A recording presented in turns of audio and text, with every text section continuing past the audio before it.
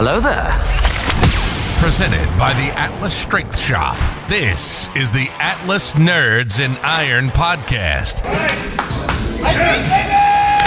With your hosts, Cameron Ray and Tyler Hales. Hey everybody, and welcome to the Atlas Nerds in Iron podcast. I'm your host, Cameron Ray. This is co-host Tyler Hales. Hello, everybody. How you doing today, Tyler? Good, man. Good. Beautiful weekend. It really is. Like, I probably spent most of the day just going in and outside just so I could soak up some of the sun that we have. Right. Much better improvement than a couple weeks ago when we were basically in the middle of Antarctica. Yeah. Like, that was ridiculous. But, yeah, sun's shining today. It's supposed to be pretty for the next few days. Went out, washed my truck today. Maybe I'll get some shit done around the house. Yeah. Yeah. I worked on my truck all weekend. I feel like you're always getting shit done around the house. Being a homeowner, there's always shit to do. Yeah.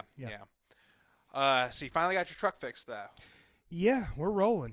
Drove it back and forth around town earlier today. Didn't lose any water, so Awesome. Yeah. Remember last week when we told our listeners that you got your truck fixed? Yeah. Yeah, that turned out to be a lie.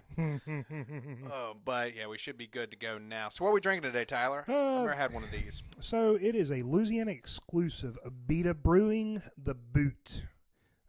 It's a I think it's a lager.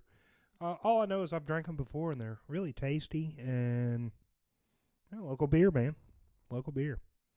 Let's see. It doesn't say whether or not it's a lager on it, but it tastes like a lager. So that's what we're going to go with. I'm going to read this just to kind of fill in. Over 30 years ago, we began brewing from the way we love to live. The Boot is a crisp, refreshing brew proudly made and sold only in Louisiana. Brewed with white wheat, oats, and barley, hopped with... that's a word I can't... Where are we? I can't pronounce that either. Hallertau Blanc. We'll go with that. And fermented with German Kolsch yeast. Brewed in the Boot for the Boot. Let us know. We could probably send you a sixer. Yeah, maybe. We kind of got to be careful with that a little bit just because of just the way distribution laws work. I don't know them. Fuck the feds. Exactly. I don't know them offhand. I just know a buddy of mine has been starting up a whiskey distillery for the past year now, and there is so much legal red tape when it comes to distributing alcohol. Dumb. So you want to talk about our sponsors a little bit today? Absolutely. Chief sponsor, Unlimited. Ooh. I bring shame on my dojo. Unmasked Studio. Yeah, Unmasked Studio makes boutique cosplays. And once again, I'm here telling you, I can't say enough good things about them. They are Hollywood quality. DC characters seem to be his going thing, and that I've seen a couple Marvel characters, but it does seem there's to been a mostly couple, be but DC. man, he really knocks the DC ones out. He really does, apart. especially the Batman. Right. But yeah, So yeah, I told you the other day. We talked early on an earlier episode that he tailors. Yeah, he makes people clothes and super people. He makes people clothes. So I saw on his Instagram story that Anthony Mack. I'll get words right today, I promise. Words are definitely words. So Anthony Mackie did a photo shoot and an interview with Variety magazine. Big thing. That's a really big thing. So our guy at Unmasked is Falcon from Marvel Studios. Yes, for Falcon. those of you who don't actually pay that much attention to who's who and what, Anthony Mackie is Falcon from Marvel. Right. This guy's an Avenger. His real name's Clarence. You're going to hear us talk a lot about his character here, not next week, but the week after that. We're getting fired up on Falcon and Winter Soldier. Yeah, looking forward to that. Yeah, me too. But anyway, Anthony Mackie did a photo shoot and interview with Variety magazine, and our guy from Unmasked did the tailoring for his suit for that photo shoot. Nice. He made the whole suit, or like pieces of it? I think it was just fashionable clothing. Okay, cool. But I mean, I looked at a few of the pictures and top-notch stuff. Yeah. So when the guy does stuff, he goes all the way with it and makes it right. One of these days I'm gonna hit him up. Absolutely. So I talked about it on that studio. I'm gonna kick it over to you for Strike Force. How about that? Strike Force. Another way you can support the podcast, go to strikeforceenergy.com. Use promo code AtlasStrength at checkout. What is Strike Force Energy? Strike Force Energy is a veteran-owned energy supplement company. Comes in little tin pouches. There are 10 fluid ounces. 10 ounce pouches. 10, T-I-N. They are made of tin. They come in little pouches. They're filled with liquid. You pour them in whatever you're drinking, whether that's water, fruit juice, vodka, tequila, what have you. And it's going to give you 170 milligrams of caffeine per pouch. It's not quite as much as a cup of coffee. It's about the same as one of the White Monsters. If you like the White Monsters, you're going to like these. Come in 4 flavors as of now: original, grape, orange, and lemon. My personal favorite is grape. Again, that is Atlas Strength at checkout. Or you can click the link in our bio on Instagram. It's going to take you right to our affiliate page. And I'm going to kick it over to you for our final sponsor, because you know a hell of a lot more about those guys than I do. Impact Mouth Guards. Yeah. Impact Mouth Guards has been around for about a decade now. They got started in hockey and, contact sports that required. What's hockey? What is hockey? I'm kidding. For you people in the South, they move around on a sheet of ice, and they swat a puck with a stick back and forth. So it's like ice soccer. Ice soccer. I used to go to hockey games in Monroe when I was little, and they were a lot of fun. Looking into hockey, I think I would have enjoyed it a lot. We just don't have the climate for it here. Right, we don't. All right, so anyway, off topic. Back to the mouth guards. Anyway, Impact. They broke into the mouth guard world in hockey because they played hockey themselves, and they were looking for a less expensive alternative to going to the dentist and buying a few $100 mouth guard, which they didn't really find anything anywhere else, so they decided they would do it themselves. Okay. Doing it themselves has turned into, contact sports. They're really big into MMA now, combat sports. I've told you before, my daughter has one. She does tank sudo, karate. My son has one for baseball and basketball, football, things like that. And I have one for lifting. Lifting is something they've recently got into, and the product they're making is just, they haven't even been out a year yet, and they're head and shoulders better than the alternative. That's what happens when you've been in the mouth guard game for 10 years. And you know what you're doing. To bring it into a new sport. You already know the process. You can make it work. And this is not a boil and bite process. They don't send you a piece of plastic that you have to put in the microwave and bite into. No. They take your own unique impression. You send it back to them. They send you a custom fit mouth guard. They keep that impression on file. So if you get in a pinch and you need another one and you need it fast, they already have it on file. They can get that thing stamped out, sent to you. Check their website. They also have. I've seen a few people use their tape for like stones, and we got some of their tape here in the back. Yeah, man, that is good stuff. It is. It's great. They have other accessories as well. Have you looked at their T-shirts yet? I've seen a few of their T-shirts, but I was mostly looking at all the different customizable designs you can do with their mouth guards. That's what really caught my eye. If you can think it up, they can do it. They can just about do it. If you like your if you like your state, if you have a nationality, if you have, everyone has a nationality. Come on, man. Anyway, we all live in honestly, nation. I could sit here and go on and on and on about how good Impact is. Their customer service is great. They're a family-owned thing. They're really, really friendly people. They're good at what they do, and they do it with passion, and they have blessed us with sponsoring. And that's going to be that same promo code at checkout. That's Atlas Strength at checkout. You save 10% with Impact mouth guards. Go check those out. They're good stuff. Definitely. And what's the turnaround time on those roughly?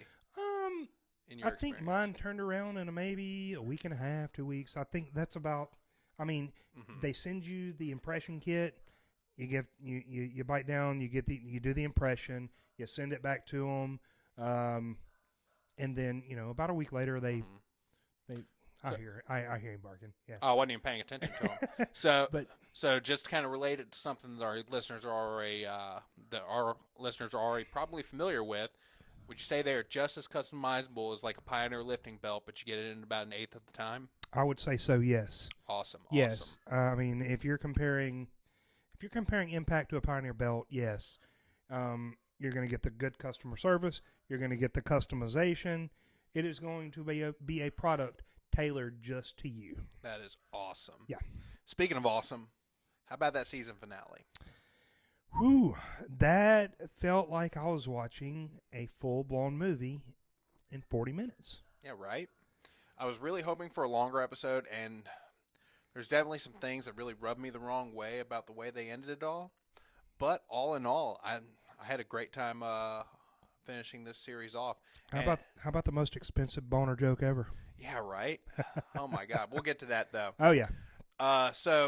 Yeah, if this is your first time you're listening to us, which I don't think it's going to be your first time listening to us if you're this far into the game. If you are, thank you. Yeah, appreciate it. Hopefully you started on one of our other episodes so that you kind of know a little bit about what we're doing right now. But we are talking about the series finale, and it was the series finale. This is a one-off season series of WandaVision. So we open up where we left off on episode 8. Where we have Wanda and Agatha in their standoff outside. And Wanda starts to, of course, attack. And Agatha absorbs the energy just as we knew she would. And that's when the whole witch battle really starts. We see a lot of things happen. We see we see the townsfolk are kind of being used as collateral damage. They're being used in psychological warfare. And we see White Vision show up. You want to talk a little bit about White Vision? What was your experience when, like, you're watching it? White Vision lands, approaches Wanda. She obviously can tell that this is not the Vision she created, but actually Vision. She saw him, knew he was different, but she set herself up to be vulnerable to him. She definitely did. She did do that. And it was a really interesting moment because, like, us as the audience knew what was coming. But, so, it's strange. This is the first time where we've known more than the main character. Right. About what's going on. Because up until now, Wanda's had a handle on the entire universe. That's not just her little microcosm. that's not just unique to that particular scene, particular episode. We don't usually know what's going to happen in any of it, just MCU in general. We know now because it's been so long, but yeah, catch a few surprises. Yeah, definitely. Are you noticing this drink's kind of like a light beer? It does. Like, this thing's almost gone. I barely even remember drinking it. I'm kind of the same. I'm halfway there. So. I would say for a crawfish boil, this is probably gonna be a go-to. I think this is a good crawfish boil beer. Absolutely. Something local. But still tastes cheap as hell like Bud Light. I like it. All right, so anyway, White Vision shows up and just starts crushing her head. She has no idea what's going on. She eventually escapes. And our Vision shows up, and that's when the two witches square off to fight and the two Visions square off to fight. And we wind up with a very philosophical moment with the Bridge of Theseus conversation between the two Visions. And were you familiar with the Bridge of Theseus problem before seeing WandaVision? I was Had you not. ever heard of it? I was not. Were you paying enough attention to that scene to actually catch kind of what was going on? I understood All right, so for those of you who weren't really following what they were talking about, I can kind of break down the Bridge of Theseus like you're 5 years old, because I'm not going to speak as flourishly as Vision would. But you don't have a British accent. You can't pull it off. I think I hear another dog here. Did you hear that? That collar? I don't know. Oh, well. Not important. Anyway, so the Bridge of Theseus. Imagine you have a wooden boat. I'm sorry, bridge. The ship of Theseus. Have I been saying bridge the whole time? You have. The ship of Theseus. So imagine you have a wooden ship. As with things made of wood, every once in a while you have to make repairs. So if you repair this ship one plank at a time, eventually you will have replaced every single plank on that ship to where none of that ship is the original ship of Theseus. So can you still call it the ship of Theseus? And that was that philosophical discussion that they were getting into. You know, the Vision that we've been following throughout the entire series, he reasons he is made up entirely of new material. So how could he be Vision when he all he has is Vision's memories? Or really personality. He has the personality from the Mind Stone because he doesn't remember anything prior to the Hex. And then you have White Vision, who lacks the Mind Stone, which was a key component to being Vision. So how can he be the true Vision? So they both reason that they are both the true Vision and not the true Vision simultaneously. Our Vision, gets the thumbprint scanner, uploads his unlocks the iPhone. Yeah, he unlocks his iPhone, Yeah. and he basically uploads his consciousness onto White Vision, and that just seems so weird to say. He uploads his consciousness into White Vision, and then White Vision just disappears. I'm Vision. Later. He's gone. Yeah. Not I'm Vision, I'm going to go help my wife, or I'm Vision, I'm going to go save these people. Just I'm Vision, and we don't see him again. How useful would a second Vision have been, right? At least twice as useful as having one. I'm not that great at math, but having two Visions seems twice as useful as having one Vision. Right, yeah. At least, especially when you're, fighting somebody as conniving as Agatha. It would have been helpful to have another supercomputer out there outthinking that bitch. Absolutely. God, she was so easy to hate real quick. Wasn't she though? Yeah, like she went right off the bat killing dogs and attacking kids. Mm-hmm. And speaking of attacking kids, we'll get to that later. So that was one of my big gripes with the series finale, is they just completely left that plot line untied. It's the end of a series. We don't know where White Vision is. I mean, yes, I imagine he's going to show up later, but it would have been nice to get him in one of the after credit scenes that we saw, because we did see a couple of those, and we're going to get to that. So anyway, back to the Agatha-Wanda fight that is happening simultaneously at this point. Or you know what? We'll get to that one last, because that's the biggest one. Right. We cut to Rambeau and Evan Peters' character. Pietro, what do we want to call him at this point? We want to? Yeah, we're about to get to that. Yeah. It's not going to take long. He still seems like a diabolical person, like he's some sort of mastermind for a while, until they get in a tussle. Rambeau notices that there's some kind of energy surrounding his necklace. She rips it off. He's just a normal dude. Ralph Boner. Ralph Boner. And he literally chuckles to himself when she says his name, because they brought Evan Peters into the MCU, had him play a version of Quicksilver just to have him be a dick joke. Why would they do that to us? I don't know. That's so messed up. Well, I mean, and at this point, too, we realize that, throughout the series, Agatha's been referring to Ralph as her significant other. Yes. Which he wasn't, Right. Like, he was just some dude who owned that house, and she was staying in that house, which makes me wonder, was she even staying in town this whole time, or do you think she came and went? Like, was she just driving by Westview and noticed this huge magical presence and went to go check it out? We don't really know. Yeah, how did she get there? We don't know. How did she get there? So, at this point, Rambeau's character, Photon, we'll just go ahead and call her by her superhero name now. There we go. She comes out and she helps with the fight. At this point, we have two sides that are going, or three different sides that are going right now. White Vision, he's out of the picture. He's disappeared. We have Wanda and her family. We have Agatha, and then we have the Agents of S.W.O.R.D. headed up by Director Hayworth. Which, talk about an asshole. Yep. At one point, this dude gets out of his car, grabs his pistol, and unloads an entire clip onto a pair of kids, and that's when we see Photon come in and actually use her powers to save the kids. He went full on Anakin Skywalker, didn't he? He really did. Yeah. Like, the showrunners of this show wanted to make absolutely sure by the end of this episode we absolutely hated that dude. They did a really good job of that. They did a really good job. I hope we never see him again. Yeah. And Darcy comes in, saves the day, and have fun in prison. Yeah. Yep. Yeah. You know, just runs into his car. That was kind of nice. Yeah. Which I feel like she was really cheated out of some screen time. Who, Darcy? Yeah, she should have been in this.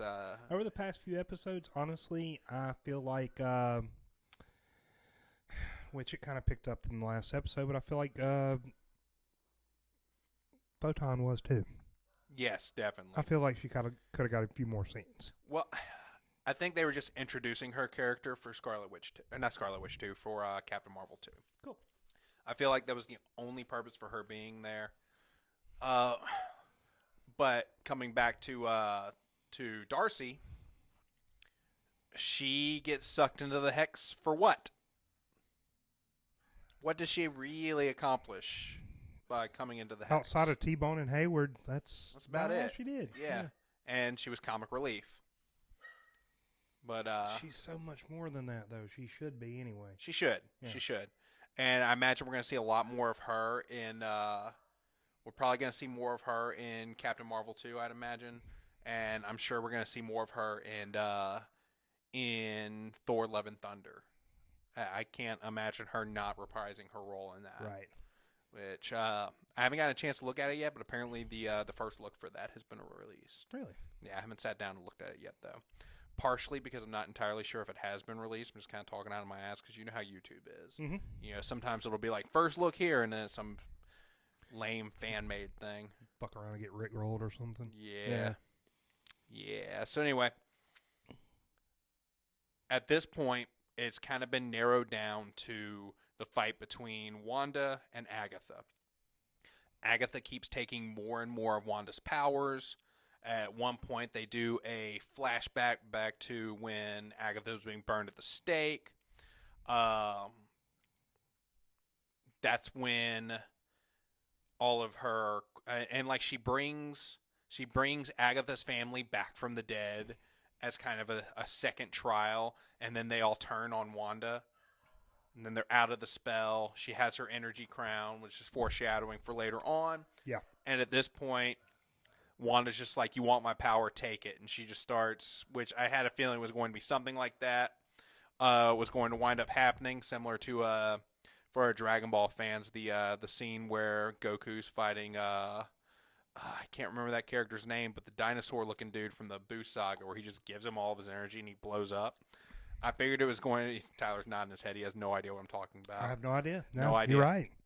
But, I figured it was going to be something like that, like you want my energy, take it, and it's just too much energy for her to handle. But what winds up happening is she gives her all of her energy, she's completely zapped, and we find out that she's been purposely missing some of these shots and has been putting her own runes on the walls of her hex, so that she's the only one that can use the power. Then she reiterates that it's her power, and then it all just comes back to her, and that's when we get basically final boss version of Wanda. Yes, final form. Yes, she is in full comic book attire, looking like a badass. She's completely accepted who she is. She is in full control of her power at this point, even if she doesn't really understand it that well. And excuse me. And Agatha is completely at her mercy at this point. She goes down and she puts Agatha in a prisoner of her mind. That whole fight wraps up, and that's when we start taking a trip down Feels Town. No one makes me feel as my own feels. I know, right? So they go back to the house. You know, they put the kids to bed. Her and Vision are starting to talk. Vision says profound things again, as though, you know, he's been doing this whole time. He's like the world's smartest toddler at this point. He says something to the tune of, we've said goodbye before, it stands to reason we'll say hello again. At this point, the Hex is being brought in. I thought that it was going to be like a thing where the Hex only exists around her house, and maybe she, like, you know, her kids and Vision are confined to the house or something. But no, the Hex completely comes in, Vision disappears in a much less violent way than he's been disappearing. Oh, also the kids are in bed so that they wouldn't have to experience their own death. That kind of, that, man, I don't know. Yeah, like they put the kids to bed. The dad in me really felt that. Yeah. Yeah. But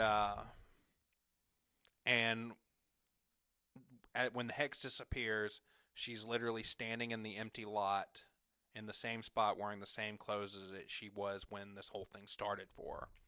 She throws her hood up, starts to walk through the town in the worst walk of shame in the history of walk of shames.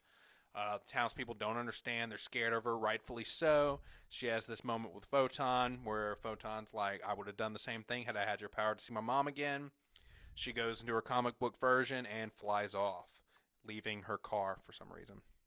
Did you notice that? I mean, if I had a choice between a car and flight, personal flight, Yeah, but like, she still has a car. Yeah, like, true. Did she come back for it? She abandoned it? She take the plates off? She paying insurance on that thing? Like, she drove there. Yeah, she could have flown there. She could have, but she drove there. Yeah, like, this isn't her first time flying. She's been flying. You didn't even notice that she left her car there. I didn't pay that close attention. No. Yeah, she was like, "Fuck that car." Any other time, I would have noticed some dumb shit like that. Yeah.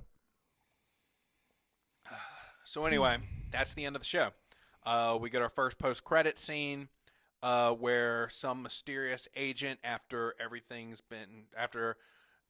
Agent Wu is kind of wrapping everything up, Hayward's arrested. A mysterious agent we've never met before calls Photon into the theater, and that's when we get the realization that she is a Skrull, which I had a feeling they were going to introduce Skrulls at some point. This is going to tie into Captain Marvel 2. I'm assuming it's going to tie into Captain Marvel 2. They haven't really said what the plot is in that, but I imagine Skrulls will be involved. But also, Marvel is doing the Secret Invasion arc this during Phase 5, which is Secret Invasion. If you didn't know that, there are Skrulls at all levels of the government, all over the world.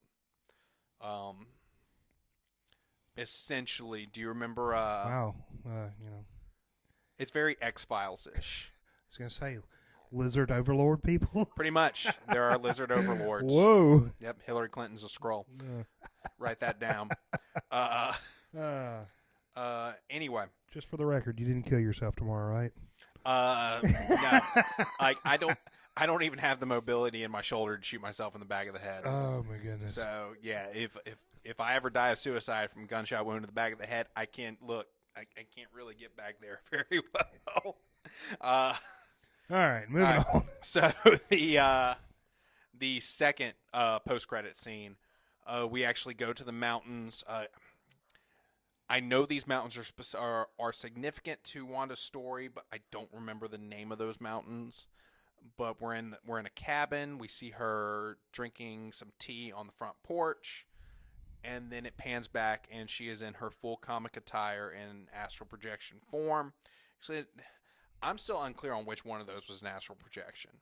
I personally think that the one drinking tea was an astral projection as kind of a decoy in case somebody is watching her, but she's reading the Darkhold and trying to understand her magic better. And that's when we hear the screams of her children, and that's when it cuts out and leads us into Doctor Strange and the Multiverse of Madness, which is going to be epic. Which, I don't know if you know this, but Sam Raimi is directing that. Oh, yeah. So that's going to be awesome. That is going to be awesome. For those of you that don't know, Sam Raimi was the director of the original Spider-Man trilogy, but he was also the creator and director of the Evil Dead series. Ooh, yes. This they're billing Multiverse of Madness as a horror movie within the Marvel Cinematic Universe. So I don't know if I'd bring Cameron and Natty Grace to that one until you've seen it. I don't know how they are. Yeah, that's a Far-fetched from we went to watch Tom and Jerry last night. Was it good? It was Tom and Jerry. But was it good? Like, did it speak to your inner kid, to the kid in you? You know, it wasn't the worst thing I ever watched. Okay, cool. Yeah, it's great to think of the time. At one time, making movies like that were like a huge groundbreaking. yeah. Like at the time that the Roger Rabbit was made, that was the most ambitious animated movie ever made. Yeah. And now they do gags like that in SpongeBob movies. Right. Yeah. It's amazing. But yeah, it wasn't too bad. Okay, It cool. wasn't bad at all. So back to WandaVision. Do you have anything you wanted to kind of expound on with it? So, came across a internet theory earlier. I guess we're still on that. We never got Mephisto, so We never did. there you go. What's that mean? Maybe Mephisto all along was the friends that we made along the way. Oh man. But anyway, if you remember back to when Agent Wu and Captain Rambo met outside of Westview the first time, he was looking inside Westview for a missing person that was in the witness protection program. We never got that answer. We never got that answer. Some people think it might have been Ralph. I mean, that would make sense. And what if Ralph was using his witness protection name and still is actually Quicksilver? I mean, that's possible. Possible, far-fetched. Yeah, I don't see them not tying that string. Man, I can't say enough. They really shit the bed on that. They really did. Did you see that in the sword posting group that we're in, or where'd you see that? I came across it on TikTok. On TikTok, okay. Yeah. Isn't that crazy how, like, every single fandom that has come out in the last couple of years gets its own shit posting group, like, almost overnight? I love it. It's great. It's great.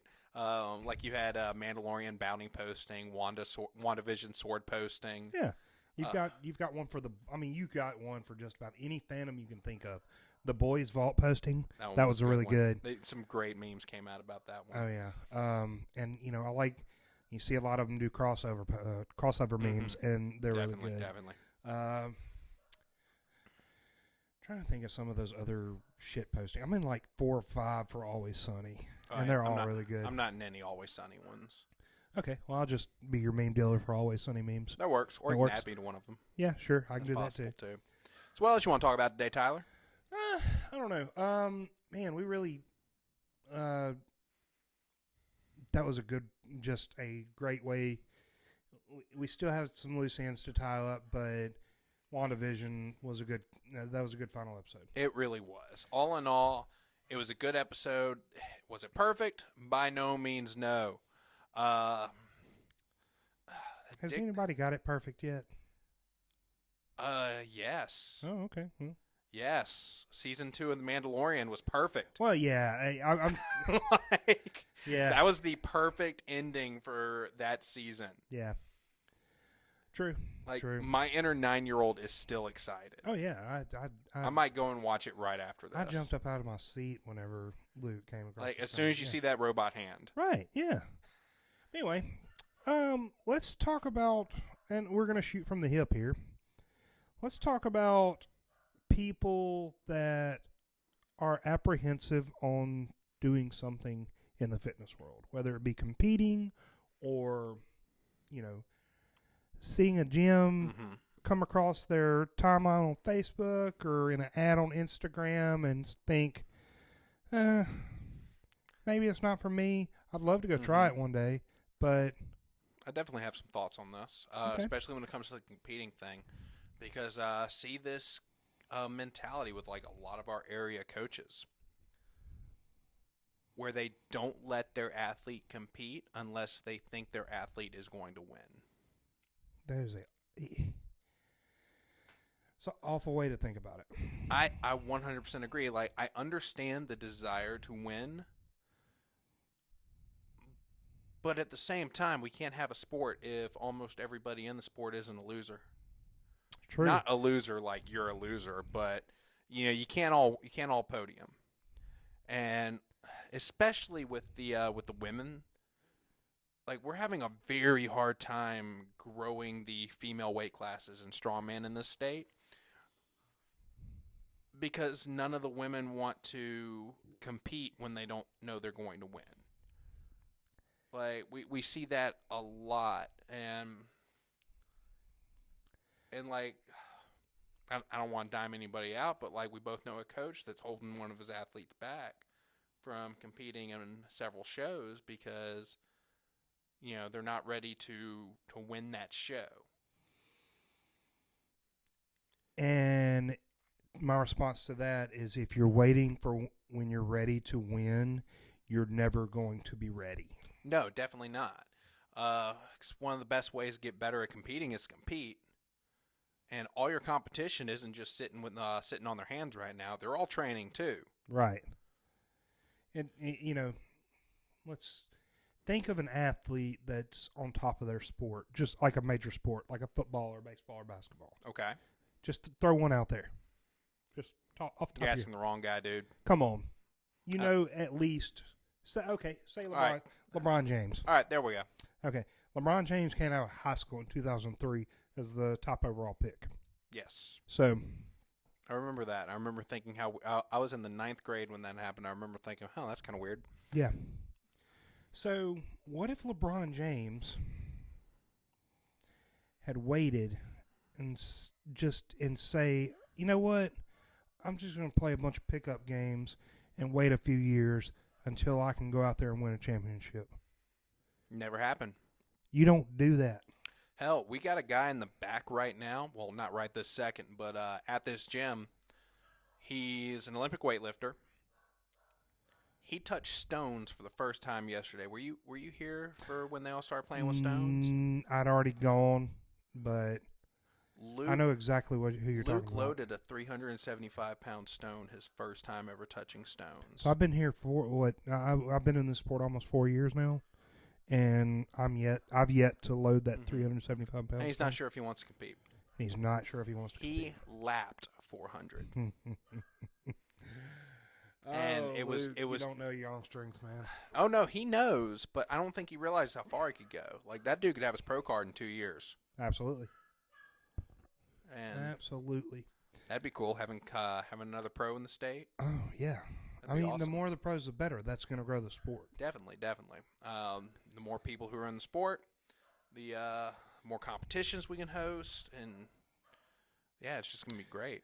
So, for those who are listening, or if you know someone that is apprehensive about doing anything in strength sports or, barbell sports in general, my best advice, and I'm sure you can back me up on this, do the thing.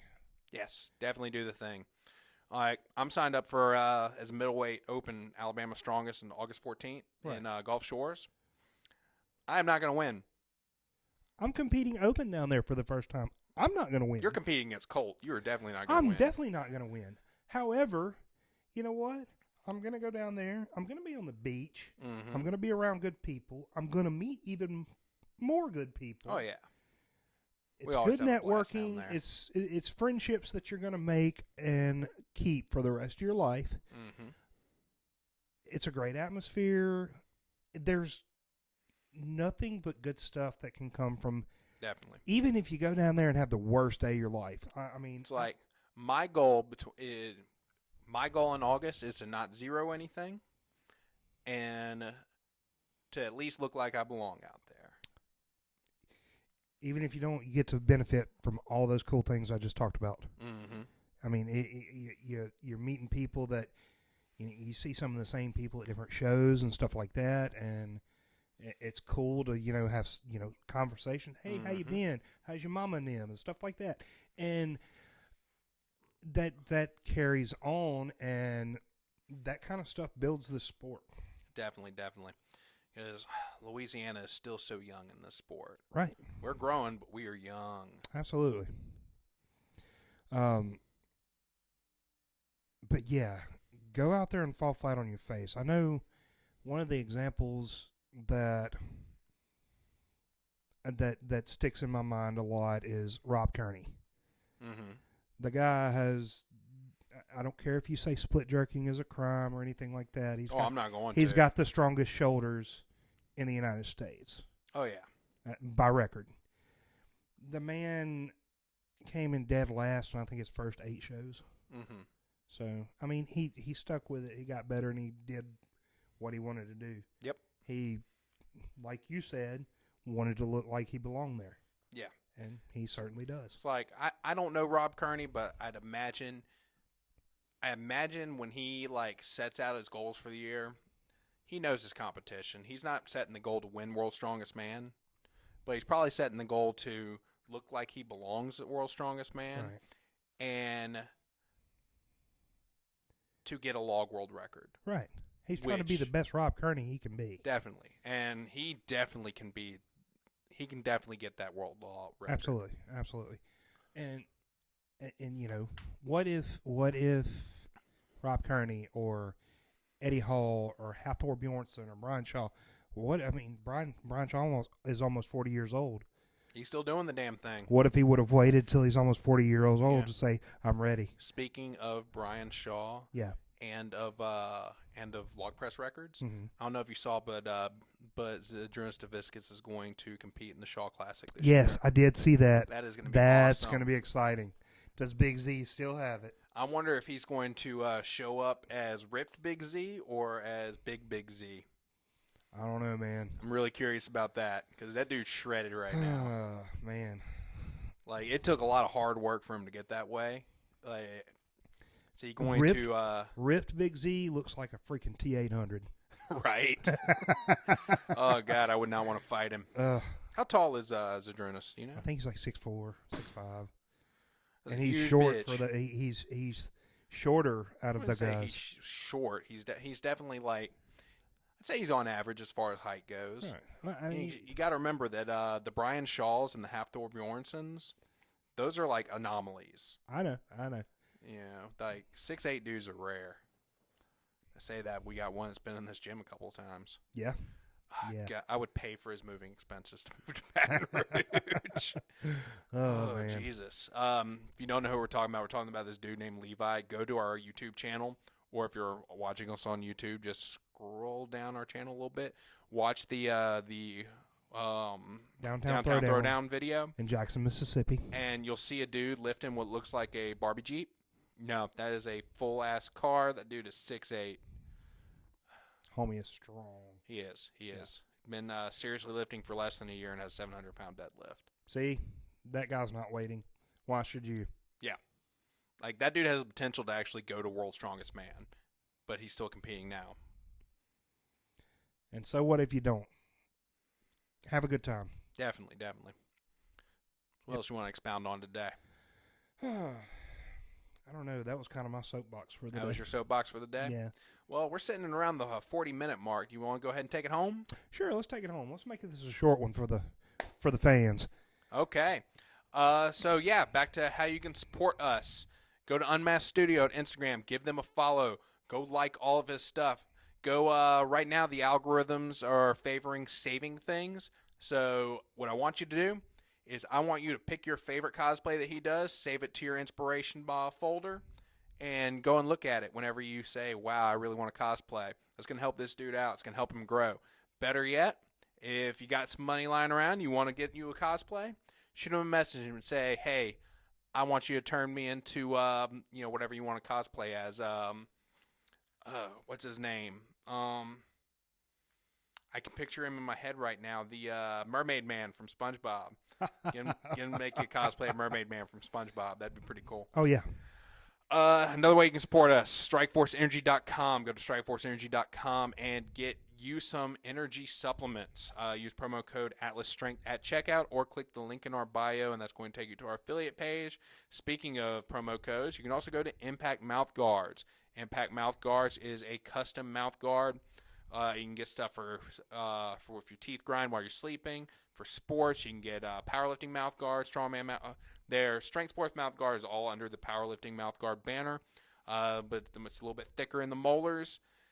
They make good stuff. Completely customizable. Use promo code Atlas Strength at checkout. Save you some money. I was actually using mine for my 750-pound frame pull yesterday. Tyler pulled a 750-pound frame. Yeah. That's 50 pounds heavier than I got to yesterday. My teeth are just fine, by the way. I'm kind of wondering if I could have gotten the 750. You should have tried.